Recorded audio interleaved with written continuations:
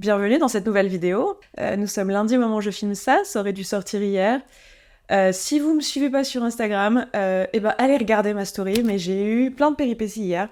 Donc bref, voilà, avec un jour de retard, cette vidéo qui, je l'espère cette fois-ci, croisons les doigts, parce qu'elle est pas encore dans la boîte, vu que je m'apprête à la filmer, va se retrouver sur YouTube. Aujourd'hui, nous sommes là pour parler de mon premier achat d'appartement à Paris. Avant qu'on se lance, j'ai juste un truc à vous dire, qui est que la semaine prochaine, je vais faire un tea time au sujet de l'argent. J'ai fait une vidéo au sujet de l'argent, je sais plus si c'était la dernière ou celle d'avant, au sujet de l'argent, de mon rapport à l'argent. Et à la suite de cette vidéo, j'avais envie de faire un tea time. Donc les tea time, vous savez, c'est les formats où vous me soumettez votre situation et puis j'y réagis, je vous réponds en fait à votre problématique d'un point de vue Esther, Taïfé, moi, avec tous mes biais, ce que je dirais à une copine, et aussi depuis la posture de la coach ou de la thérapeute, soit quand ça s'y prête, je sais pas trop sur ce sujet-là. Où est-ce que ça nous emmènera? Mais voilà, comme ça, déjà pour vous, c'est intéressant de voir les deux postures, de voir la différence. Et puis, l'idée derrière, c'est que ça puisse vous aider. Puis c'est des vidéos assez sympas. Donc voilà, moi, je trouve ça fun. Après, je sais pas, moi, j'aime bien les discussions profondes, je trouve ça fun. Donc voilà. Donc si vous voulez participer au Tea Time, la façon de faire, c'est d'utiliser le Google Form que je vous aurais mis dans la description. Je vais prendre que les questions qui se trouvent à cet endroit-là, parce que c'est juste pratique pour moi, voilà, et que ça me permet de gagner du temps. Et comme la vidéo sort dimanche prochain, je vous demanderai d'avoir répondu avant vendredi si vous voulez être dans la vidéo, parce que après ça, j'aurai tourné la vidéo, tout simplement. J'en reparlerai dans la vidéo sur l'argent, mais je vous informe aussi que je fais un atelier en ligne sur la question du budget, comment créer son budget, comment gérer son budget. Je vous aurais mis le lien dans la description, mais c'est sur 2 matinées, une qui est le 26 octobre, c'est un samedi matin, et une autre qui est, je sais plus, le 24 novembre, 4 semaines plus tard en novembre. Je vous laisserai aller vérifier les dates, etc. Je vous aurai tout mis dans la description. Et en fait, on va vraiment faire le taf que vous procrastinez probablement, qui est de ouvrir votre application bancaire, remplir un tableau Excel de toutes vos dépenses, faire un état des lieux, parce que ça vous fait certainement très très peur. Je comprends, je compatis. On va organiser votre pensée, organiser tout ça ensemble, en live, vraiment on va le faire. Et puis à la fin, on va créer un budget qui sera adapté à votre situation. L'idée, c'est pas de vous donner des objectifs financiers qui sont complètement à côté de la plaque par rapport à votre réalité de vie, à vos finances réelles, à combien vous gagnez, à vos capacités, vos moyens, mais aussi à vos capacités émotionnelles et toutes les peurs que vous pouvez avoir au niveau de l'argent, toutes les incompétences que vous pouvez avoir au niveau de l'argent. Donc l'idée, c'est de le faire vraiment dans un cadre bienveillant et être dans l'action. Et pour moi, pour ça, c'était pas vraiment une formation en ligne que je pouvais vous proposer ou un truc vraiment en autonomie ou juste une vidéo. J'avais vraiment cette impression qu'il fallait qu'on se pose ensemble derrière un écran et qu'on le fasse. Donc je vous propose de le faire. Le nombre de places est limité. Je vous aurais mis le lien dans la description pour vous inscrire. Voilà, je le pose là parce que c'est quand même dans 2 semaines, histoire que vous ayez le temps de vous organiser si vous voulez venir. On y va? Donc dans cette vidéo, juste pour vous prévenir de ce qu'on va faire, on va à la fois parler des trucs très concrets sur l'achat, genre qu'est-ce que j'ai acheté, où, quand, comment vous pouvez faire, quelles bonnes pratiques, qu'est-ce que j'ai appris en route, etc. Mais aussi des trucs un peu plus personnels, peut-être un peu plus politiques, un peu plus liés à mon histoire. Je vais mêler un peu les deux, mais vous aurez, je pense, la réponse à toutes les questions majeures que vous aviez. Vous savez que j'ai pas de tabou, j'ai pas trop de raison d'en avoir sur un sujet comme celui-ci. Donc on y va. Première question, très concrète, c'est quand as-tu acheté ton appart? Combien de mètres carrés fait-il? Avais-tu un apport important? As-tu acheté ton appart à crédit? Dans quel quartier? Quel était le prix? Et es-tu passé par un courtier? J'ai visité cet appartement, donc c'est l'appartement où on se trouve. Je l'ai visité en fin février 2023. Oui. Je l'ai acheté, j'ai eu les clés fin juin 2023. J'ai commencé les travaux en septembre 2023 et j'ai déménagé et habité dedans en janvier 2024. Voilà, un petit peu pour la timeline. Tu me disais le nombre de mètres carrés. Il faisait 20 mètres carrés au moment de l'achat. Aujourd'hui, il fait un petit peu moins, mais j'ai pas encore... fait évaluer combien, parce qu'en fait, il était classé G, donc il y avait besoin de faire de l'isolation, et j'ai fait l'isolation des murs à l'intérieur, donc ça enlève quelques mètres carrés. Faudrait regarder combien. D'après mon architecte, ça devrait probablement être aux alentours du coup de 19 mètres carrés, parce que la surface n'est pas non plus énorme.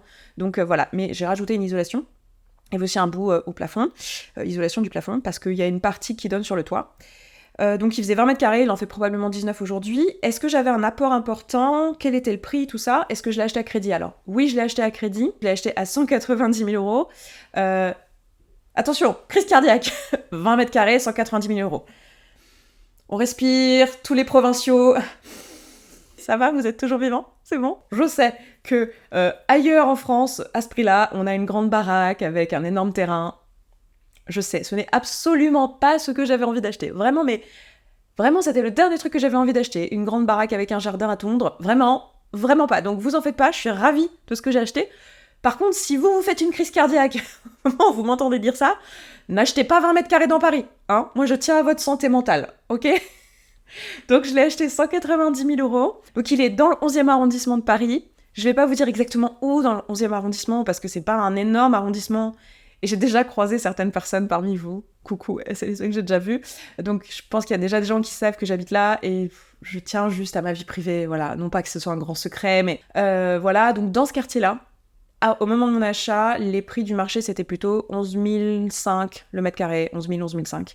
Voilà, donc j'ai pu l'avoir à moins que ça parce que il était classé G, parce qu'il y avait des travaux à prévoir, même si il était habitable en l'état, juste en étant classé G. Je sais pas si vous savez, mais depuis peu, il n'est pas possible de louer un appartement qui est classé G.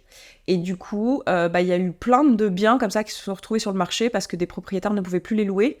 Et ils étaient dans l'obligation de faire des travaux, et dans certains cas, pour eux, ça valait pas le coup, c'était trop de travail, etc. Ils ont préféré vendre, surtout pour les personnes qui ont acheté des appartements dans les années 70-80, qui faisaient déjà une énorme plus-value. Donc pour beaucoup, ça a été plus rentable pour eux de vendre, et du coup, pour nous, acheteurs, ça permettait d'avoir des belles opportunités sur le marché, des choses pas mal négociables. Moi, j'ai pu négocier à cause donc, de la superficie, pas de la superficie, mais du fait que ce soit classé G. Et un autre défaut qu'il avait, c'est qu'il n'avait pas de toilette. Il était au sani-broyeur. Et j'ai fait le pari, en faisant venir une architecte, en faisant évaluer un petit peu, qu'on allait pouvoir installer un toilette. Et effectivement, on a pu installer un toilette. Ce qui fait qu'on a pas mal de plus-value qui a été rajoutée à l'appartement. Le fait de pouvoir installer de vrais sanitaires. Donc voilà. Donc l'appart est-il à crédit ? Oui, je l'ai acheté à crédit. En tout, le projet avec les travaux était à 240 000 euros. Est-ce que j'avais un grand apport ? J'avais 20 000 euros d'apport. Est-ce que je suis passée par un courtier ? Non. Et en fait, j'ai vraiment pensé au début que j'allais passer par un courtier parce que, comme vous le savez, je suis entrepreneuse et il y a des questions à ce sujet, je vais y venir bien sûr. Et donc je m'étais dit, mon dossier va être compliqué, etc. Ça serait mieux qu'il y ait un courtier dont c'est le métier, qui a l'habitude et tout, qui puisse m'aider dans ce dossier. Et en fait, non mais ça me fait rire, mais c'est pas drôle. C'est-à-dire en fait, moi, quand je fais appel à des professionnels dans un domaine, c'est que je sais que j'ai des limites et que c'est pas mon boulot. Vous voyez, moi, aller négocier avec des banques, c'est pas mon métier. Donc, il y a quelqu'un dont c'est le métier, qui fait ça toute la journée, qui connaît bien le système. Je suis ravie de pouvoir le payer pour ça. Sauf que les courtiers, j'en ai vu deux, les deux courtiers que j'ai rencontrés, m'ont dit, en gros, ah non, mais votre dossier est un peu compliqué en tant qu'entrepreneuse. Vous savez, normalement, il faut être salarié, machin, et tout, c'est plus facile. Là, ça va être compliqué. Je sais pas si je vais prendre votre dossier. Et moi, dans ma tête, j'étais là, mais si j'étais fonctionnaire, si tu veux, je n'aurais pas besoin de tes services, tu vois. Genre, j'irais dans une banque et effectivement, si mon dossier était parfait, comment te dire que ça serait pas compliqué. Donc, en fait, ça m'a un peu saoulée. Je me suis dit, mais en fait, c'est quoi ces gens qui ont un poil dans la main ? Je suis désolée, je suis extrêmement jugeante quand je dis ça. Mais c'est vrai que moi, les métiers de service, j'ai un jugement, je suis très dure sur les métiers de service, parce que pour moi, quand tu fais un métier de service, c'est que ton boulot, c'est activement d'enlever un poil dans la main de ton client. En fait, ton boulot, c'est de faciliter la vie de ton client. Donc si t'as pas envie de te faire chier, si t'as pas envie... Enfin, faut faire un autre métier, en fait. Et j'ai l'impression que du coup, certains courtiers, parce que j'en ai rencontré que deux, donc j'imagine qu'il y en a plein qui font leur métier d'une manière tout à fait différente, mais j'ai l'impression que les deux courtiers que j'ai rencontrés, en fait, c'était plus un métier opportuniste. Tiens, super, je vais pouvoir rassurer quelqu'un et lui trouver son crédit, mais en fait, j'ai rien fait de plus que ce qu'il aurait pu faire, je lui ai pas apporté de plus-value, et je m'en fous, je prends ma com. Moi, je suis désolée, je prends pas une com sur quelque chose si j'ai pas l'impression d'avoir vraiment apporté une plus-value, et je suis contente de pouvoir sortir un client de la galère, avec mes compétences. Donc bref, ça m'a un peu gavée, je vais vous dire, et donc du coup je suis pas passée par un courtier et j'ai quand même pu avoir mon crédit. Qu'est-ce qui t'a convaincu que c'était le mieux pour toi d'acheter plutôt que de louer ? Pourquoi vouloir devenir propriétaire ? Alors c'est une vraie bonne question, je vais prendre 2 secondes pour répondre à ça. Alors, c'est très émotionnel, je vais être tout à fait honnête avec vous, et à vrai dire, si on est tous et tout honnêtes et qu'on se regarde les yeux dans les yeux, la plupart de nos achats, quels qu'ils soient, immobiliers ou autres, sont souvent très émotionnels. Dans mon cas, c'est pour des raisons de sécurité matérielle. Je voulais un endroit qui soit mon cocon, un endroit où je peux aller me réfugier et où on ne pourra pas me foutre dehors. Alors, c'est faux, en réalité, qu'on puisse pas me foutre dehors ici. Je sais très bien que, pour l'instant, l'appart, il appartient surtout à la banque. Donc, si demain, je ne suis pas solvable et que je peux plus payer mon crédit, bah, il va falloir que je sorte de cet appartement, que je le vende. Enfin, je peux être à la porte. Mais c'est complètement psychologique. En fait, si vous voulez, moi, de par mon histoire, donc, je suis sortie de Témoin de Jéhovah, j'avais 18 ans. Et en fait, quand vous sortez de ce groupement, les personnes qui sont dedans ne peuvent plus vous parler. N'ont plus le droit d'avoir un contact et d'être proche de vous. Donc c'est le cas même des parents, frères et sœurs, des gens proches. Il y a une petite tolérance au niveau des parents et des frères et sœurs justement parce que c'est les gens les plus proches, mais la règle c'est vous pouvez entretenir des liens avec des personnes exclues uniquement si c'est des liens purement familiaux. Donc ça veut dire quoi ? Ça veut dire que moi je ne me sens pas la bienvenue chez mes parents, je ne me sens pas la bienvenue dans ma famille, auprès des gens qui ont été là, qui ont été mes figures d'attachement pendant mon enfance. Et c'est un truc que je me traîne depuis le début de l'âge adulte, ce sentiment de, s'il m'arrive un pet au casque, s'il m'arrive un pet tout court dans ma vie, un accident de vie, je perds un boulot, j'ai une grosse rupture amoureuse, j'ai un gros problème de santé, je n'ai nulle part où aller me réfugier. Il n'y a pas mes parents pour me recevoir. Et je sais que c'est un sentiment qui est partagé par pas mal de gens, indépendamment, enfin moi c'est les témoins de Jéhovah qui créent ça, mais pour d'autres c'est d'autres choses, ça peut être des conflits, ça peut être des histoires familiales compliquées. Je sais que je suis pas du tout la seule, donc je sais qu'il y en a qui se reconnaîtront là-dedans. Moi, ce que je voulais, c'était un endroit où je sais que c'est à moi et où je vais pouvoir me sentir en sécurité, en fait. Où je sais que je serai toujours la bienvenue. Et je n'avais pas ça dans la location. J'avais l'impression que quand je louais, en fait, à tout moment, le propriétaire pouvait me foutre dehors et que j'étais éjectable, en fait. C'était pas chez moi. Donc j'avais besoin d'un endroit qui soit chez moi, symboliquement. C'est pas tant que c'était stratégique, que c'était un bon investissement financier, on va en parler parce qu'il y a des questions à ce sujet. C'était pas ça, c'était vraiment émotionnel. Et donc c'est pas très rationnel en réalité, parce que si je regarde vraiment ma vie, j'ai jamais été à la rue, à l'âge adulte. En réalité, j'ai eu des accidents de vie, j'ai eu des moments où j'ai perdu mon taf, des moments où j'ai eu des grosses ruptures amoureuses, j'ai même eu des gros problèmes de santé, et j'ai toujours eu des proches qui m'ont accueilli, qui m'ont soutenu émotionnellement et même matériellement. Enfin, les questions de sécurité, si vous voulez, c'est pas très rationnel. Donc voilà, et merci d'ailleurs aux personnes qui me sont proches, qui regarderont peut-être cette vidéo, d'avoir été là. Vous savez quand, vous savez qui vous êtes. Je viens de me rendre compte d'un truc que j'ai oublié. Donc je fais ce rajout, je suis désolée si le cadrage a un peu changé. En fait, j'ai acheté relativement tardivement, alors que j'aurais pu acheter plus tôt. Mais je me souviens que je vous disais à un moment donné, ou peut-être que je l'ai pas encore dit au moment où je fais cet insert, mais je le dirai un peu plus tard, maintenant si je faisais les choses différemment, je l'aurais fait en 2016 quand j'étais salariée. Mais en fait, l'une de mes logiques, c'était de pas utiliser ma capacité d'emprunt seule et d'attendre de le faire en couple pour pouvoir acheter plus grand, acheter un foyer avec mon compagnon éventuel ou ma compagne éventuelle. Et en fait, ça s'est jamais fait. Et je crois que c'est l'un des trucs aussi qui a fait que j'ai acheté, c'est que j'étais un peu à ce stade de j'en ai marre d'attendre en fait après un mec. Genre j'ai besoin que ça pulse, j'ai besoin que les choses elles avancent. Et du coup, il y a eu aussi un peu ce truc-là de genre en fait, c'est un peu presque le lot de consommation.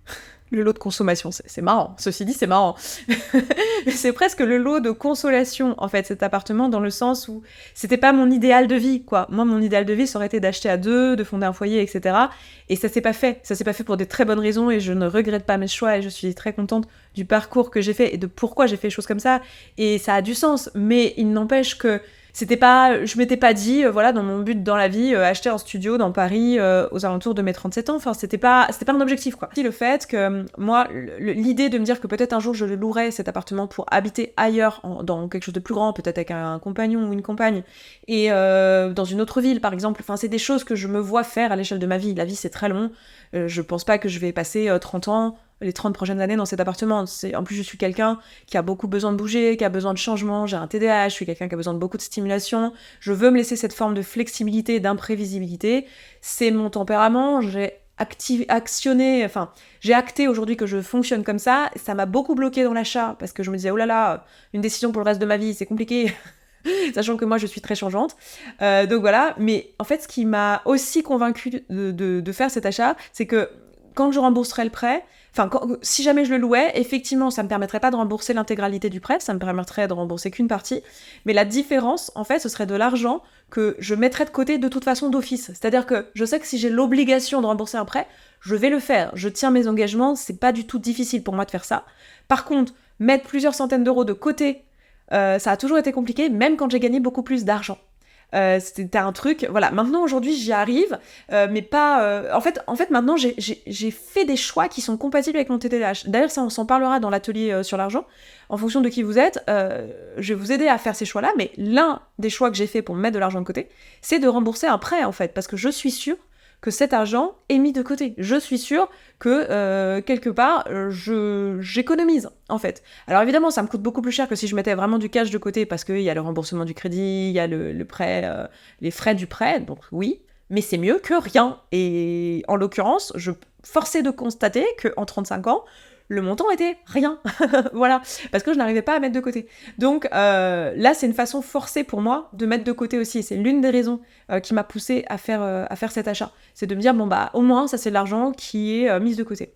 Pourquoi Paris ? Tu as un job en majorité digitale et le mètre carré à Paris est si cher. Bonne question, tiens, pourquoi Paris ? Alors, il y a eu un concours de circonstances de plein de trucs. Déjà, ça faisait des années que je me disais qu'il fallait que j'achète. Pour ces raisons-là, mais aussi parce que bon, il y a aussi des raisons matérielles qui peuvent valoir le coup dans le fait d'acheter. Et voilà, et j'hésitais, j'ai beaucoup procrastiné sur le truc, ça me faisait peur. Moi, je viens d'une famille quand même... Enfin, c'est pas la norme, on va dire. Voilà, j'ai grandi en HLM, c'est pas la norme autour de moi, c'est pas mon bagage culturel, en fait, de devenir propriétaire. Donc, c'est quelque chose qui me faisait très peur. Comme tout ce qu'on connaît pas, ça me faisait très très peur. Donc, ça fait des années que j'y pense, des années que je cherche, que je me dis où, etc. Et moi, mon problème, c'est que les endroits où je me sens chez moi, aujourd'hui, c'est surtout Paris, qui est ma ville d'adoption, où je suis là depuis de nombreuses années, et je connais bien cette ville, c'est-à-dire je connais bien les quartiers, je sais où je me sens bien, je sais où je me sens pas bien. Voilà, c'est vraiment une ville que j'adore et que je connais bien. Alors, j'ai un rapport amour-haine avec cette ville parce qu'elle est très bruyante et il y a beaucoup d'animations et des fois c'est fatigant, hein, c'est usant comme ville, c'est quand même une ville très dynamique. Donc j'avais Paris, j'avais aussi Thonon-les-Bains, là où j'ai grandi, où c'est une ville où j'ai une attache particulière. Mais pour moi, aujourd'hui, c'est encore compliqué d'aller là-bas et encore plus de m'y installer et d'y vivre parce que bah, c'est associé à plein de traumas, etc. Même si aujourd'hui, ça va de mieux en mieux et en fait, je me rends compte que je pourrais probablement retourner y vivre à un moment donné. Après, c'est pas forcément un désir qui est ardent là maintenant tout de suite. Aussi parce que c'est une ville qui est toute petite et que voilà, la ville la plus proche un peu dynamique c'est Genève et c'est pas si évident d'aller à Genève tout le temps. Enfin voilà, c'est de la logistique, etc. Donc voilà. Et l'autre ville que je connais bien et où je peux me sentir chez moi et où je sais où acheter, c'est Lyon. Une ville que j'aime beaucoup, où j'ai habité, où j'ai pareil une accroche émotionnelle particulière avec cette ville-là, où je me serais vue acheter. Et donc ça s'est joué un petit peu entre ces trois choix-là. Et en fait, j'ai pas eu beaucoup de temps pour me décider parce qu'en fait, si vous voulez, j'ai beaucoup réfléchi pendant longtemps. J'ai beaucoup hésité, je n'arrivais pas à résoudre ce casse-tête. Où acheter, quoi, oui, si j'achète à Lyon, ce sera plus grand. Si j'achète à Thonon, ce sera encore plus grand. Mais si j'achète à Paris, quand même, ce sera tout petit, mais je serai proche de mes amis, et nanani, et nanana. Oui, mais c'est pas un bon investissement, Paris. Prise de tête, quoi. Et en fait, il a fallu que j'accélère ma décision parce que j'ai réalisé en janvier 2023, que, en fait, vu que j'avais fait un burn-out et que vous savez, sur vos bilans d'impôts et sur vos feuilles d'impôts et sur vos bilans comptables, si vous avez une entreprise, en fait, il y a toujours un an de décalage entre ce que vous gagnez et puis ce qui est écrit sur votre bilan. Et ben en fait, j'allais avoir un bilan négatif, alors que ça faisait 3 années que j'avais des bilans positifs qui étaient très bons. Et je me suis dit, oula, mais en fait, avec un bilan négatif, je vais pas pouvoir demander d'emprunt à une banque. Et il va falloir que j'attende encore 3 ans de bilan positif pour pouvoir demander un emprunt à une banque. En fait, ça repoussait le projet vraiment loin. Et en fait, j'ai eu ce truc de... Ouais, mais en plus, après 40 ans, ça va être compliqué pour avoir des prêts sur le long terme. Enfin, il y a des choses... Enfin, plus tu avances dans la vie, plus tu vieillis, moins t'as d'années de crédit, en fait. Donc en fait, ça m'a donné un petit coup de... Enfin, je pense que c'était le coup de fouet que j'avais besoin, l'espèce de deadline dont j'avais besoin. Ça m'a donné un coup de pied aux fesses et il m'a dit non, mais en fait, là, achète. Et dans le temps imparti, en fait, je me voyais pas acheter ailleurs qu'à Paris. En fait, ça s'est passé un peu comme ça. J'étais, là, je suis bien. Quoi qu'il arrive, j'aurais toujours envie d'un appartement ou d'un pied-à-terre à Paris. Si j'achète une toute petite surface, ce sera facile à revendre, ce sera facile à louer. Donc, en fait, vas-y, lance-toi. Et en fait, à partir du moment où j'ai pris la décision d'acheter petit, j'ai aussi un soulagement qui s'est créé parce que je crois que je m'étais fait, vu que ce projet me faisait très peur et que j'avais pas d'exemple autour de moi, de personnes qui avaient acheté, je crois que je me faisais tout un monde d'un grand appart ou d'une maison, ou d'une petite maison et tout, de genre, oh là là, les travaux, puis le jardin, puis les balcons, puis les façades, et puis... C'était tout un truc, et à partir du moment où j'ai choisi d'acheter un petit appartement, alors que c'est bizarre parce que finalement, les pôles de travaux sont peut-être les mêmes, mais le fait que ça soit une petite surface, je me suis sentie face à un projet à ma hauteur, un peu, vous voyez. Genre, je me suis dit, bon, en fait, comme premier achat, c'est plutôt rassurant. Voilà, c'est plutôt pas mal, et quoi qu'il arrive, je regretterai jamais d'avoir acheté à Paris, parce que c'est un endroit, c'est une ville que j'aime, c'est une ville, ok, je me vois pas vivre là toute ma vie, j'aurais probablement d'autres projets à un moment donné, mais je pense pas regretter d'avoir acheté un studio, dans le sens où, ben voilà, c'est un super bon projet pour commencer à faire des travaux, comprendre un peu enfin, travailler avec des archis, avec des entrepreneurs, etc. C'est vraiment une bonne mise dans le bain, on va dire, voilà, et au pire, je revendrai, au pire, je louerai, ça devrait être facile. Donc voilà comment j'en suis arrivée à choisir Paris, même si effectivement je pourrais travailler de n'importe où. Mais voilà, après je voulais pas acheter dans une ville que je connais pas. Dans une ville où je connais pas les quartiers, où je sais pas ce qui est bien, ce qui est pas bien. Et à partir du moment où j'ai pris la décision de vraiment acheter, c'est allé extrêmement vite. J'ai fait mes visites, j'ai trouvé l'appart, j'ai flashé, j'ai eu un coup de cœur sur cet appartement-là. J'ai posé une offre, elle a été acceptée, et puis c'était parti, quoi. Question suivante, est-il rentable ? Alors, non, il n'est pas rentable. À ma connaissance, des appartements rentables à Paris, ça n'existe pas. Peut-être ça existe des promoteurs et que tu as accès à des listes d'appartements par du réseau ou quoi, auxquels on n'a pas accès en tant que particulier, si c'est pas notre métier, etc. Mais globalement, la rentabilité à Paris, c'est pas possible, en fait, aujourd'hui. Alors, juste pour celles et ceux qui débarquent et qui savent pas ce que ça veut dire rentable, ça veut dire un appartement où, en fait, si tu rembourses un crédit, la mensualité de ton crédit est couverte et tous les frais liés à l'appartement, donc les frais de copropriété, l'assurance, les quelques frais d'entretien que tu peux avoir dans l'année, tout ça est couvert par le montant du loyer de ton locataire. Donc ça, c'est un appartement rentable. Si c'est pile poil, c'est rentable à zéro, enfin c'est juste rentable, et tu peux même avoir une plus-value de quelques pourcents. Autrement dit, c'est un appartement où en fait vous gagnez juste à l'acheter, c'est-à-dire qu'en fait, ça ne vous coûte rien, voire ça vous rapporte de l'argent, et à la fin en plus, par-dessus le marché, vous avez un appartement. Donc en gros, vous vous servez de la banque. Donc non, à Paris, ce n'est pas possible. Pourquoi ce n'est pas possible d'avoir des appartements rentables à Paris ? Tout simplement parce qu'on est dans une ville où les loyers sont encadrés. Et c'est très bien. Moi, je pense que vous savez à ce stade que je vote à gauche, donc je suis d'accord avec l'encadrement des loyers. Je trouve ça très bien, ça évite qu'il y ait des personnes qui s'enrichissent au détriment d'autres, et qu'il y ait ce truc de creuser encore plus les classes sociales, ce qui est déjà source de beaucoup de difficultés et de beaucoup d'inégalités. Donc l'encadrement des loyers, ça permet de faire en sorte que à Paris, il n'y ait pas que des personnes qui en fait achètent et qui essayent de rendre leurs biens rentables, c'est-à-dire qu'ils achètent et qu'ils fixent leur loyer sur le montant de leur remboursement de prêt et pas sur la réalité de la vie des gens. Et du coup, ça fait que s'ils font ça, ça fait que c'est que des personnes très riches qui peuvent se loger à Paris, ou alors des personnes qui viennent pour de la courte durée, où là, les prix peuvent être plus élevés. Donc ça évite, en gros, de faire que la ville devienne une ville un peu fantôme où il n'y a pas d'habitants qui vivent à l'année, ou de personnes de la classe moyenne qui habitent, ce qui est déjà un peu le cas. On voit déjà que les loyers à Paris sont tellement élevés, même s'ils sont encadrés, que c'est déjà un peu le cas, mais ça serait encore plus le cas s'ils n'étaient pas encadrés. Et cet encadrement, en fait, il ne permet pas, avec le prix de l'immobilier et le prix des prêts actuels, de rendre rentable. C'est-à-dire que ce n'est pas possible, si vous respectez l'encadrement des loyers, ou même le prix du marché qui est un peu au-delà de l'encadrement des loyers, parce que beaucoup de locataires ne disent rien et du coup acceptent des loyers plus élevés que l'encadrement. Donc si c'est votre cas, renseignez-vous, mais en fait vous pouvez exiger de payer le loyer de l'encadrement de la ville où vous êtes. Et il n'y a pas que Paris, il y a d'autres villes aussi, des villes à flux tendu, quoi. Par exemple, pour un appartement comme celui-ci, il est de, je sais pas, je crois qu'il doit être autour de 850 ou 900 euros cet encadrement, peut-être même un petit peu moins. Bon bah, si vous faites le calcul avec les taux actuels, remboursés sur 25 ans, en fait, on n'y est pas, quoi. On n'y est pas sur on n'est pas à 800 euros par mois, on est à plus que ça, on est à 1200, 1300 par mois. Donc ce n'est pas possible de rendre un bien comme celui-ci rentable.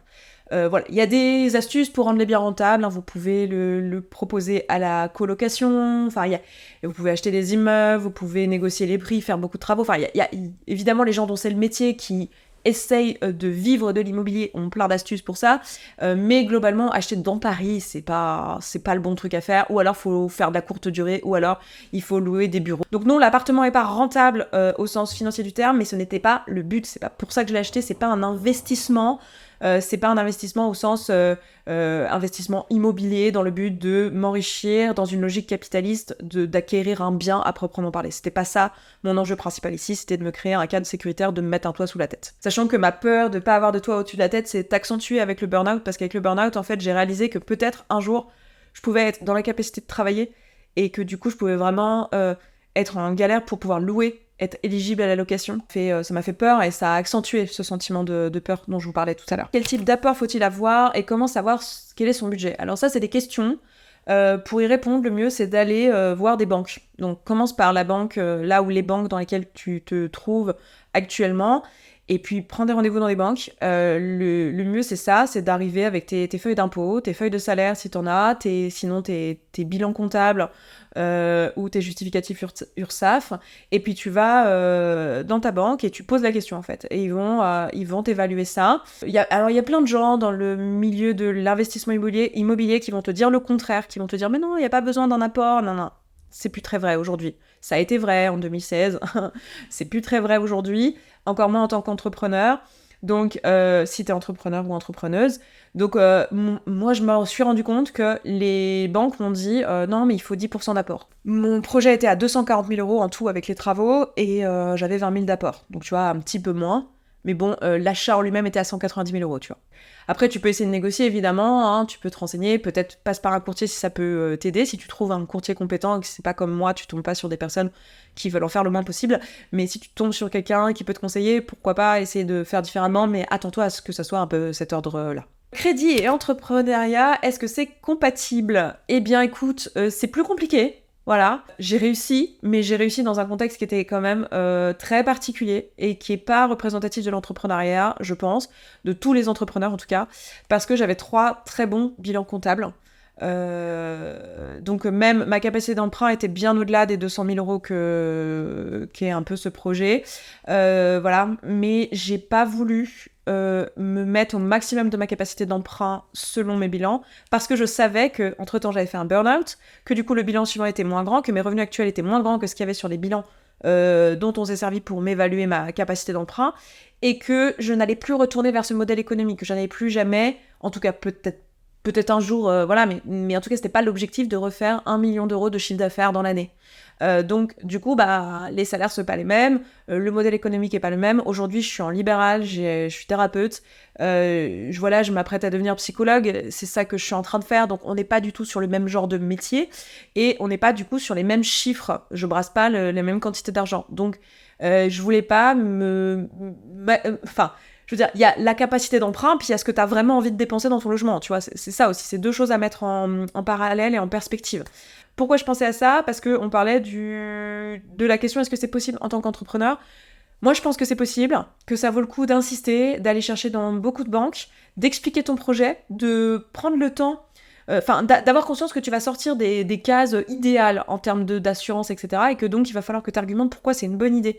Que tu montres que tu es réfléchi à ce projet et pourquoi tu veux le faire, quelle est ton intention avec ce projet, pourquoi c'est pertinent et pourquoi ça va faciliter tes finances plus que ça ne va les compliquer. Donc pour ça, il faut que tu bétonnes ton discours auprès de ta banque, parce que ta banque, elle s'en fout en fait de te prêter. Il y a plein de gens qui veulent de l'argent.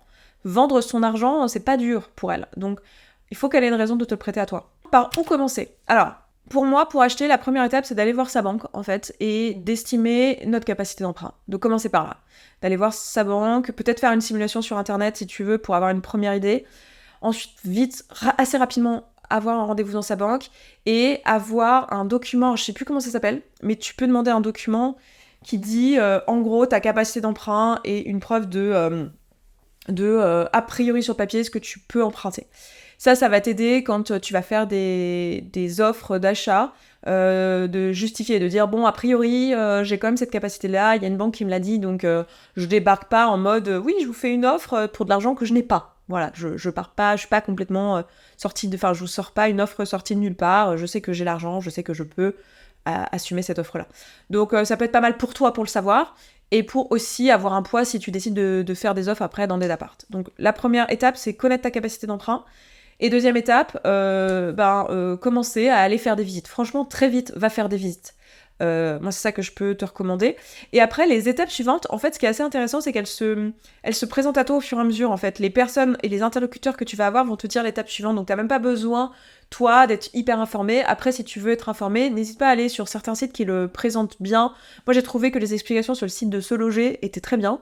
Donc tu peux commencer par aller là-bas, tu vois, ok, c'est quoi les étapes d'achat? Cherche sur Google, hein, cherche sur ChatGPT, quelles sont les étapes différentes pour l'achat. Tu visites, tu fais une offre sur papier libre, hein, juste une offre, voilà, tu dis bonjour, moi je veux acheter tel appartement, j'en donne tant, tu signes. Et puis après, tu peux valider, enfin si la personne elle accepte, et ben vous signez ce qui s'appelle un compromis. Donc voilà, vous avez accepté l'offre tous les deux et que vous êtes d'accord pour ça. Et ensuite, tu vas chercher vraiment sérieusement auprès des banques voilà, l'offre de prêt. Donc là, tu demandes une vraie offre de prêt. Tu dis, voilà, j'ai signé ce compromis de vente, je vais acheter cet appartement. C'est-à-dire, si je trouve une offre, cet appartement, je suis dans l'obligation de l'acheter. Enfin, j'ai décidé, alors évidemment, tu as des temps de rétractation, etc. Renseignez-vous là-dessus. Mais du coup, après, avec ce document, tu vas à ta banque et à toutes les banques et tu cherches ton prêt à un certain temps. Je sais plus combien c'est, mais je crois que c'est 30 jours minimum et puis c'est souvent 60 ou 90 jours, je ne sais plus. Ne prends pas les informations que je te dis là comme argent comptant, parce que mon but ici, c'est pas de vous informer vraiment, c'est de vous partager mon expérience et de lever un peu les blocages que vous pourriez avoir et les inquiétudes que vous pourriez avoir. Pour les informations vraiment précises, c'est simple, c'est résumé sur plein de sites de l'État, sur des sites voilà, qui s'y connaissent et dont c'est le métier. Donc allez plutôt là-bas pour l'information précise, parce que je suis pas la meilleure personne pour ça. Les formalités, notaire, comment ça se passe, tout ça, ben, je vais te dire exactement ce que je viens de dire là. Je mettrai peut-être, écoutez, je vais vous trouver des liens avec ces infos, comme ça je vous mâche un peu le travail, mais vraiment faites vos recherches. En plus ça bouge tout le temps, donc les grandes lignes ne bougent pas, mais les délais, les lois, les règles, genre tu peux pas t'endetter au-delà de tel truc, ou les prêts peuvent pas être au-delà de tel pourcentage, etc. Tout ça c'est des choses qui peuvent fluctuer, donc voilà, je préfère que vous alliez directement sur les sites actualisés plutôt que de chercher l'information dans cette vidéo. Moi je suis vraiment, enfin c'est pas mon métier quoi, pas parce que j'ai acheté que je sais faire. Question suivante, qu'est-ce que je ferais différemment pour mon premier achat? Ça, c'est une bonne question. Attendez, j'ai même pas réfléchi avant cette vidéo. Je l'ai sélectionnée, mais j'ai pas réfléchi. Oh bah si, j'achèterais en 2016. La première fois que j'y ai pensé, en fait. J'achèterais... je me ferais coacher plus vite sur ma peur. Alors, j'ai pas eu besoin de me faire coacher parce qu'en fait, avec le temps, les différents coachings que j'ai fait dans ma vie, la thérapie, etc., la peur s'est levée. Mais je prendrais cette peur d'achat au sérieux, je m'en occuperais et j'aurais acheté quand j'avais mon CDI, que j'étais développeuse, que j'avais un CDI, au moment où les prix à Paris étaient plus bas, enfin voilà. Mais bon, c'est facile de le dire, hein, une fois que tu sais que t'aurais fait comme ça. J'aurais fait ça parce que, voilà, j'aurais gagné une dizaine d'années quasiment, un peu moins, mais voilà, 5 ans sûr. Donc voilà, je le ferai différemment. En gros, faites le plus vite possible. À partir du moment où vous avez l'idée, et vous racontez pas, oui, mais j'attends d'avoir tant de côté, j'attends d'avoir tel salaire, mais j'attends de... N'attendez pas, en fait. Allez-y, franchement, lancez-vous si c'est un truc que vous voulez faire à l'échelle de votre vie. De toute façon, t'es pas à l'abri de faire une erreur dans ton premier achat. On se fait tous couillonner à un endroit ou à un autre dans notre processus. Enfin, genre, faut arrêter de vouloir absolument gagner partout et être... faire la bonne affaire, avoir le truc. Tout le monde... Enfin, pour moi, un achat qui réussit de façon dans quelque domaine que ce soit, c'est un achat où tout le monde y gagne. Toi, tu gagnes, le vendeur y gagne, l'agent immobilier y gagne. Et en fait, si tu veux trop tirer la couverture de ton côté, en fait, au final, t'es dans l'inaction et t'y perds, en fait. Faut pas oublier le coût de l'inaction. Le fait de pas se lancer, combien ça va te coûter sur le long terme, tu vois. Donc, ce que je referais différemment, c'est juste que je me lancerais plus tôt. Comment est-ce que j'ai effectué mes recherches? Alors...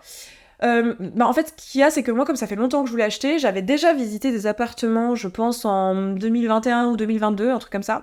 J'avais finalement pris la décision que j'étais trop épuisée pour prendre une décision émotionnelle qui était si impliquante émotionnellement pour moi. Je pense que c'était une bonne chose pour le coup. Mais du coup, j'avais déjà visité pas mal, donc j'avais un peu une idée de ce que je voulais, de ce que je voulais pas. Parce qu'au début, tu vois, t'arrives, tu dis, je veux un truc lumineux, dans un super quartier, avec une grande superficie. Enfin, tu veux tout pour le moins cher possible. Évidemment, on est tous pareils, d'accord? Donc là, je m'étais confrontée à la réalité du marché, et donc j'avais un peu plus une idée, un peu plus... ma recherche était un peu précisée, et je savais qu'il y avait des trucs sur lesquels je ne voulais pas faire de concessions. Et dans les trucs que je ne voulais pas faire de concessions, il y avait deux choses. C'était le quartier. Hors de question de faire une concession sur le quartier. C'était pas possible pour moi, genre je refusais la concession sur le quartier. Donc je connais très bien Paris, donc j'avais les quelques rues, et vraiment c'était encadré dans des petits secteurs à plusieurs endroits de Paris où j'étais ok d'habiter, où j'étais ok d'acheter, et d'autres, vraiment, c'était non. J'allais même pas visiter en fait. Je voulais pas avoir un coup de cœur sur l'appartement ou le quartier, voilà. Parce que je sais combien c'est important pour moi de pouvoir me balader dans le quartier où je suis. Je passe beaucoup de temps à travailler chez moi, donc je me balade beaucoup dans mon quartier pour mes pauses. Je fais des pauses de un quart d'heure, une demi-heure dans ma journée. Je fais le tour de mon quartier, je vais au café à côté, je vais au parc à côté. J'ai besoin d'être dans un quartier qui me plaît parce que j'y passe beaucoup de temps, en fait, dans mon quartier. Donc je n'allais pas négocier sur le quartier. Un quartier où je voulais me sentir en sécurité, un quartier que j'étais sûre d'aimer, et dans lequel vraiment je me sentais chez moi, parce que j'avais encore cet enjeu de sécurité, de me sentir chez moi, à la maison, donc ça je ne négociais pas. Et j'ai compris assez vite que j'allais pas négocier non plus sur le fait d'avoir un minimum de cachet et la possibilité de faire une mezzanine. Parce qu'en fait, sur une toute petite superficie comme ça, en fait, j'ai besoin d'une mezzanine, parce que sur 20 mètres carrés, sinon bah tu peux pas faire tous les espaces de vie. Et je vous montrerai probablement, parce que j'ai fait des vidéos de avant les travaux, après les travaux, donc je vous montrerai probablement à quoi ça ressemble. Mais j'ai réussi à tout faire en fait, à mettre un frigo congèle, à mettre un lave-vaisselle, un vrai four, des plaques, enfin un long truc de plaques, un espace plan de travail, un vrai endroit pour travailler, pour faire mon bureau. J'ai mis des vrais rangements, il y a vraiment beaucoup de rangements dans un tout petit espace, et j'ai un espace lit. Je savais que je voulais pas un appartement qui est modulable, vous savez les trucs où il faut déplier son lit, démonter des trucs pour pouvoir... Je voulais un truc qui était fixe parce que je me connais. Je n'allais pas le faire en fait. Au quotidien, j'allais pas ranger mon lit. Je suis pas le genre de personne disciplinée à ce point de ranger mon lit au quotidien. Donc, je voulais que tout soit calé, donc il fallait que ça soit compatible avec ça. Ça, je m'en suis rendu compte assez vite en fait, qu'il fallait que je puisse l'aménager à ma sauce, et si c'était pas possible, bah ça servait à rien. Comment j'ai effectué mes recherches ? Et comme ça, en précisant un petit peu, en voyant des apparts, en me disant « Ah ça, finalement, ce truc que je pensais dérangeant, en fait, me dérange pas. » Par exemple, je suis en rez-de-chaussée, je ne pensais pas que j'achèterais un rez-de-chaussée. Je suis en rez-de-chaussée sur arrière-cour, donc il est extrêmement calme. Ça, c'était un truc sur lequel je voulais pas négocier aussi. Ah oui, ça. Un autre truc, j'ai habité dans des appartements dans Paris, dans des quartiers qui bougent, comme ici. Ici, c'est un quartier qui bouge, où il fait beaucoup de bruit, on entend les manifestations, on entend les boulevards. Et moi, je fais un métier où j'enregistre, en fait. J'enregistre une bonne partie de mes journées, je les passe à enregistrer, à faire des lives, à être en lien avec des gens. Et j'ai besoin de calme. Et surtout, pour que ce soit viable pour moi de vivre dans un appartement, enfin dans une ville qui est si dense et avec beaucoup de mouvements, j'ai besoin chez moi d'avoir vraiment la sensation d'être dans un truc où ça coupe, c'est le calme absolu. Voilà. Et j'ai fait des concessions. J'ai appris à faire des concessions. Il y a des trucs que j'ai pas. Par exemple, le gros défaut de cet appartement, c'est qu'il est sombre. Ça va avec le fait d'être un rez-de-chaussée. Aussi, je savais que j'ai vite compris qu'en fait, je pensais vouloir quelque chose en étage et tout, mais en fait, j'ai vite compris que habiter au 7e sans ascenseur, ça allait pas être possible pour moi, parce que je suis un TDAH, et en fait, ça va sûrement faire rire à certaines personnes, mais vous ne mesurez pas le nombre de trucs que j'oublie chez moi au moment où je pars, et le nombre d'allers-retours que je fais entre la porte de sortie et ma maison. J'oublie mes clés, j'oublie mon parapluie, j'oublie mon portefeuille, j'oublie mon portable, et je fais des allers-retours. Alors, les jours où je prends de la Ritaline, j'ai moins ce truc-là, mais je passe mon temps à sortir-rentrer, je fais beaucoup de pauses, j'ai beaucoup besoin d'aller à l'extérieur, de faire des pauses, de m'activer physiquement, et si j'habite au 7e sans ascenseur, c'est pas possible en fait, avec ce mode de vie-là. Et donc, du coup, je n'aurais pas de lumière. Enfin, en fait, c'était une autre concession. Donc, finalement, là où je pensais ne pas vouloir négocier, il s'est avéré que c'était moins dérangeant pour moi. Voilà, au début je pensais que je voulais pas faire beaucoup de travaux, et finalement ça a été un truc sur lequel je me suis dit, en fait c'est moins dérangeant pour moi finalement. Voilà, ça s'est un peu construit, le projet s'est construit sur quelques années finalement, et entre le moment où j'ai pris la décision et le moment où j'ai fait une offre, en fait il s'est passé vraiment très peu de temps. Je m'étais abonnée aux annonces sur différents sites de particuliers, je voulais pas passer par une agence, donc j'étais plutôt passée par des particuliers, et du coup, j'avais les annonces régulièrement, et puis le jour où j'ai vu celui-ci, je l'ai visité très vite, et j'ai su immédiatement que j'allais faire une offre. Donc j'ai fait l'offre, et j'ai pas procrastiné sur le truc, et je me suis pas posé 12 millions de questions. Je suis juste revenue avec mon architecte pour savoir ce qu'elle en pensait au niveau de la possibilité de faire une mezzanine, au niveau de combien on pouvait gagner en hauteur sous plafond, est-ce qu'il était possible de mettre des vraies toilettes, des vrais sanitaires, enfin voilà, comment on pouvait agencer l'espace, etc. Parce qu'en plus il y a la possibilité de mettre un Velux en fait ici, parce qu'il y a une partie de l'appartement qui est sur le toit, même si c'est un rez-de-chaussée, en fait c'est sur arrière-cour, donc c'est super calme, et il y a une partie de l'appart, où au-dessus c'est le reste de l'immeuble et au-dessus c'est le toit. Donc il est possible plus tard de faire un puits de lumière. Donc en plus son vrai principal défaut c'est celui-ci, et en plus c'est quelque chose qui pourrait être changeable. Je dis pourrait à la conditionnelle parce que l'architecte m'a dit que c'était matériellement possible, et au niveau des lois urbaines, au niveau de la mairie, j'aurais probablement un oui de la part de la mairie, parce que vous avez des lois d'urbanisme, etc., enfin, des distances qui doivent être entre votre Velux, les autres fenêtres, etc. Enfin, vous pouvez pas faire n'importe quoi. Mais après, il faut aussi l'accord de la copropriété, et ça, c'est une autre paire de manches.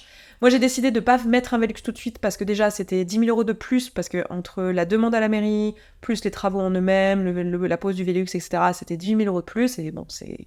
Au bout d'un moment, si vous voulez, mon budget n'est pas extensible non plus. Et en plus de ça, je me voyais pas débarquer dans un immeuble, connaître personne et dire « Hello, les gars, est-ce que je pourrais avoir un oui pour péter le toit, s'il vous plaît ?» Je me suis dit que valait mieux attendre quelques années et que je verrais plus tard pour cette partie-là du projet, si je décidais de le faire ou pas, est-ce que c'était vraiment gênant qu'il soit sombre. J'avoue que c'est un truc qui m'embête. Après, je sors beaucoup dehors, je prends l'air et je prends le soleil dehors, mais l'appartement lui-même est sombre. Une autre question qui est coucou Esther, est-ce que rembourser un prêt t'a créé une angoisse financière ? Eh bien non, figure-toi, c'est marrant parce que vous êtes plusieurs à m'avoir posé ce genre de questions. Je comprends, je crois que c'est un truc lié à l'engagement et au fait de « Ah mon Dieu, maintenant j'ai l'obligation de payer ça ». En fait, dans ma tête, de toute façon, moi j'ai l'obligation de payer un logement. En fait, pour moi c'est... Enfin, j'ai conscience que de toute façon, j'ai toute ma vie une épée sur la tête qui dit je dois dépenser de l'argent pour me loger tous les mois. Et donc là, le fait d'avoir, au contraire, acheté l'appartement avec un crédit et l'obligation de payer, enfin en fait, c'est comme si j'avais signé le fait d'avoir un logement à vie, tu vois. Genre, au contraire, en fait, ça a créé un truc genre... Il y a quelqu'un qui veut bien me louer, vous savez, parce que moi, toute ma vie, j'ai eu peur de ça. Et comme je n'ai pas un endroit... Enfin, c'est complètement psychologique, parce qu'en vrai, des amis pourraient m'héberger hein, si jamais j'étais dans la galère. Et d'ailleurs, c'est déjà arrivé que j'aille dormir sur le canapé d'une copine pendant 2-3 mois, le temps de me reloger et tout ça, entre une rupture et une nouvelle vie. Mais j'ai l'impression que je n'ai pas ça, puisque je peux pas retourner chez mes parents. Donc, au contraire, le fait d'avoir un prêt à rembourser, pour moi, c'est un espèce de contrat qui dit « Tu es logé pour le reste de ta vie, meuf. » Parce que, regarde, t'as signé un truc, et donc t'es logé, tu vois. Donc moi, je suis contente de payer tous les mois. Je me dis « Ok, ça, c'est l'assurance d'un logement. Ça, c'est de la sécurité que je paye tous les mois. » Donc non, pas du tout. Chez moi, pas du tout. Mais c'est là qu'on voit, vu ta question, que c'est clairement des histoires identitaires et des histoires... Enfin, c'est des croyances, tout ça, en fait. Hein. Donc c'est pour ça que c'est important d'aller bosser sur son rapport à l'argent, son rapport à la sécurité financière et sur les croyances qu'on peut avoir sur les achats et tout, parce que sinon on peut être bloqué comme ça pendant longtemps.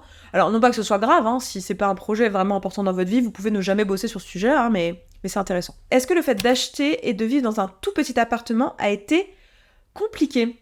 Eh bien, étonnamment, non. C'est pas ça qui est compliqué dans le fait d'habiter ici. Le truc qui est le plus gênant, c'est le fait que ça soit pas lumineux. De pas voir le ciel, une vue dégagée, un coucher de soleil, tout ça depuis chez moi. C'est vraiment ça. Après, je l'ai aménagé comme un vrai cocon, en fait. Je me sens vraiment bien dans l'appart, il me ressemble en termes d'aménagement, il y a des endroits un peu cocoon un peu partout.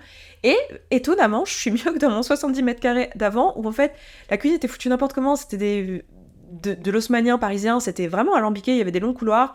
Et en fait, la cuisine, on pouvait pas se retourner dedans, il y avait pas de four, il y avait pas de micro-ondes, il y avait pas de lave-vaisselle, il y avait pas de congélateur, c'était casse-pied au quotidien. Là, j'ai réussi à mettre une baignoire, je suis hyper bien, j'ai tout à portée de main, j'ai plus de rangement que dans l'ancien appart, donc c'est vraiment bizarre, je n'aurais pas cru, mais en fait, ça n'a pas été difficile de vivre dans plus petit. Ça, c'est pas que j'aurais pas cru, je savais quand même que ça me dérangeait pas d'être dans un petit appartement, que j'avais pas ce truc un peu d'angoisse, d'oppression ou quoi, et que le cerveau s'adapte vraiment à tout, et que dans les faits, moi je me rendais compte quand j'ai eu des grands apparts, et faites la remarque pour vous-même, mais en fait, vous voyez si c'est comme ça chez vous, mais en fait, j'ai jamais trop utilisé toutes les pièces de mon appart en fait. Au final, t'es toujours dans le même... Genre, presque tu mettrais une GoPro chez toi et tu verrais à quel point tu utilises que genre ton coin canapé, ton coin bureau, ta table à manger et c'est tout. Et en fait, t'es toujours un peu dans le même espace. Donc là, c'est vrai qu'il n'y a pas un seul morceau de l'appartement qui est de la surface inutile. Tout est utilisé, tous les petits recoins, et j'ai pris un malin plaisir à faire des placards dans les petits trous et tout. C'était vraiment chouette, je me suis éclatée avec mon archi à faire ça. Et puis j'ai un truc un peu d'angoisse, ça pareil, c'est lié au... non mais ça me fait rire, mais c'est lié à mes traumas. Mais en fait, dans une grande maison, avec des étages particulièrement, c'est compliqué. Et même dans un appartement avec différentes pièces un peu loin, ce qui était le cas dans mon ancien appartement, ça me stresse de pas voir tout l'appart, d'avoir des pièces non utilisées, des pièces fermées où je n'ai pas le regard dessus. En fait, j'ai peur du noir. En fait, juste, j'ai été traumatisée étant petite. Hein. Voilà, un petit trigger warning, inceste et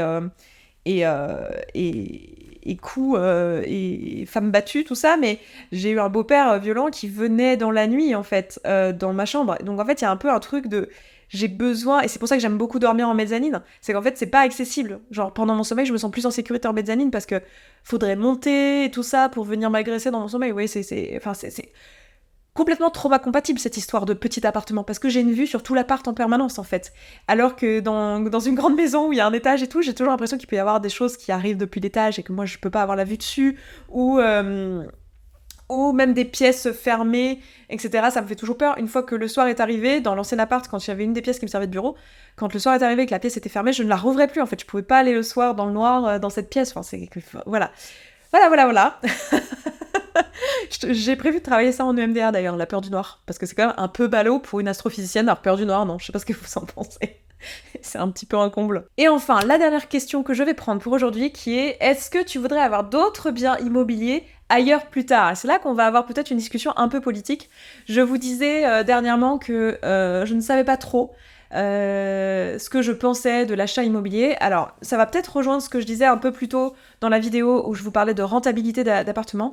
En fait, il y a beaucoup de gens qui font du fait d'acquérir des appartements leur métier, leur revenu. C'est-à-dire qu'en fait, ils gèrent des appartements, ils achètent des appartements et ils font travailler de l'argent, en fait. Autrement dit, souvent l'argent des banques. C'est-à-dire qu'en fait, tu utilises ta capacité d'emprunt en fait, de manière générale, si tu veux t'enrichir dans une logique capitaliste, ça c'est un truc que j'ai pas dit tout à l'heure, mais en fait, c'est plus rentable d'acheter pour louer que de louer. En tout cas, quand tu habites à Paris.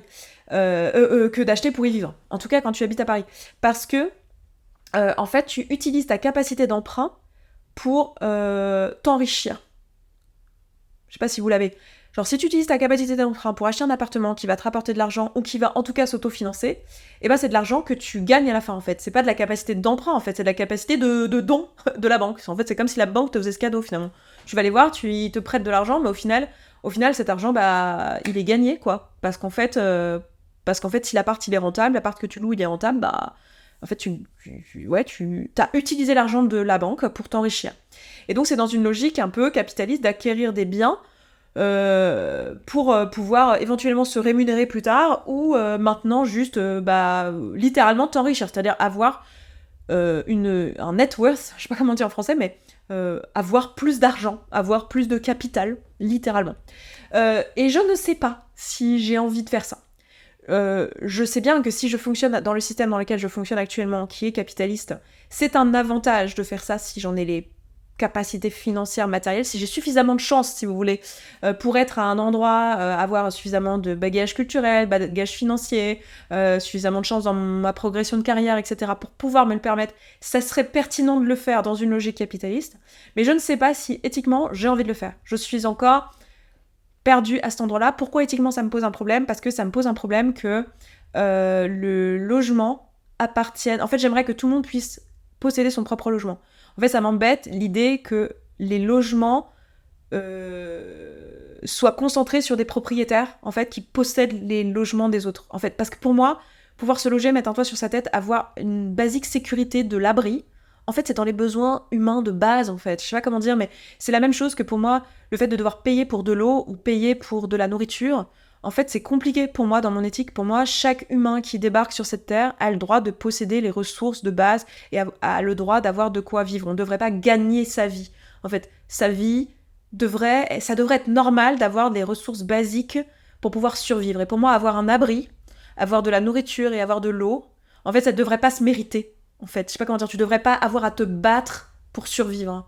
Parce qu'on est de l'ordre de la survie. Hein. Ne pas mourir de froid, ne pas mourir de faim et ne pas mourir de soif, pour moi, c'est quand même la survie, tu vois. Et tout le monde devrait y avoir le droit. Et en tant que société, on devrait faire en sorte que tout le monde ait au moins ça. Et du coup, pour moi, la logique de posséder des appartements pour les louer à des gens qui vont me les louer, pas parce qu'ils le décident ou pas parce qu'ils sont super heureux de me louer l'appartement, hein, mais parce qu'en fait, ils ont juste besoin d'un abri. En fait, ils en ont besoin dans leurs besoins vitaux et que moi, je m'enrichis sur leurs besoins vitaux. J'ai un problème éthique avec ça. Et en fait, j'ai l'impression que ça nous est tellement naturel, c'est tellement culturel de bah oui, mais c'est normal de louer un appart, bah oui, mais. Enfin, on n'a tellement pas remis ça en question qu'on a oublié à quoi ça servait, et on a oublié qu'en fait c'est juste l'abri. Enfin, c'est-à-dire que les ressources de cette planète ne nous appartiennent pas plus qu'aux animaux. Enfin, pourquoi est-ce qu'il y a des gens qui s'accaparent les ressources et que du coup on doit leur acheter les ressources? Enfin, tu vois, j'ai vraiment un truc profond pour moi, c'est pas logique en fait. Donc, je sais très bien que si je commence à acheter des appartements dans le but de les louer plus tard, parce que voilà, ou que je loue celui-ci pour acheter un autre avec un partenaire de vie ou quoi, en fait, il y aura une logique capitaliste là-dedans qui est certes dans la moralité de tout le monde tout à fait ok, et dans la loi, j'ai le droit de le faire, je fais pas quelque chose de mal selon la loi, mais selon mes valeurs, je me pose la question. Voilà, je suis pas sûre d'avoir envie de le faire. Et en même temps, si je pense égoïste, c'est-à-dire que si je pense à ma propre survie, au fait que peut-être un jour je referai un burn-out et que j'ai besoin d'assurer mes arrières, que je suis à mon compte et que du coup je n'ai pas de protection finalement de la part de l'État ou quoi, et que voilà, je l'ai bien vu quand j'ai fait un burn-out, hein, en fait c'est marche ou crève dans ce pays, tu vois. Si je pense vraiment dans ma survie, etc., et que je ne pense pas à la survie des autres, et ben, si je peux le faire, effectivement, c'est logique de le faire, ne serait-ce que pour moi, mes enfants, ma famille, mon futur, assurer ma retraite, etc. Donc c'est pour ça que je ne sais pas si je le ferai ou pas, mais je le ferai jamais avec la naïveté de croire que non, c'est bien normal et ça n'affecte personne. Je sais que si je le fais, évidemment que ça affecte des gens. Alors pas directement, je suis pas activement en train de faire du mal à quelqu'un de précis, mais dans le système global, ça affecte globalement des gens. Et c'est négatif et c'est délétère pour une partie de la population que de faire ça, et je le ferai parce que j'ai le privilège de pouvoir le faire. Et je dis pas que je vais pas user de ce privilège, je dis juste que j'ai conscience que si j'utilise ce privilège, eh bien, ça crée quelque chose, c'est pas neutre. Voilà, j'ai conscience de ça. Après, je ne juge pas les personnes qui le font, je vois très bien pourquoi on le fait, et je vais peut-être même moi-même le faire. Mais aujourd'hui, je ne sais pas pour cette raison-là, en fait. J'aimerais réussir à assurer mes arrières et ma sécurité sans exploiter les autres. Je sais que quand j'emploie ce mot « exploiter les autres », c'est vite très compliqué. Je ferai peut-être un jour une vidéo à propos de l'exploitation au sens large. Je sais que dans ma bouche, ça ne dit pas exactement la même chose que ce que la plupart des gens entendent. Mais en gros, j'aimerais pouvoir exister, subvenir à mes besoins, me créer une sécurité sans que ça soit au détriment des autres à travers le système. Mais c'est compliqué parce que je vis dans ce système, donc j'ai bien conscience aussi que c'est un peu utopique. Donc voilà, je suis à la fois très pragmatique et en même temps très utopique dans mes valeurs, donc j'essaye de naviguer avec ça. Voilà, peut-être que ça mériterait une vidéo un peu plus longue. Dites-moi si ça vous intéresse que je vous parle de ça de manière plus longue et que je creuse un peu là-dessus. Je pense que ça répond à la question. Je m'arrête là pour cette vidéo parce qu'elle aura été bien longue. Je vous renvoie vers le questionnaire pour le Tea Time de la semaine prochaine si vous voulez y participer, et je vous renvoie aussi vers l'inscription à l'atelier sur l'argent si vous voulez en être. Donc cet atelier où on va regarder votre état des lieux de vos finances et créer ensemble un budget, et je pense que vous l'avez compris hein, si vous avez regardé cette vidéo jusque-là, ou si vous avez déjà regardé des vidéos de ma part, on sera pas dans le jugement, et on va essayer d'être très concret et de faire des choses voilà, basiques, de vous aider sur les endroits où vous bloquez. Voilà, mon but c'est vraiment de vous aider au mieux, hein. C'est ça l'enjeu de cet atelier. Je m'arrête là, je vous embrasse, je vous souhaite une très bonne semaine et je vous dis à dimanche là. Ciao ciao.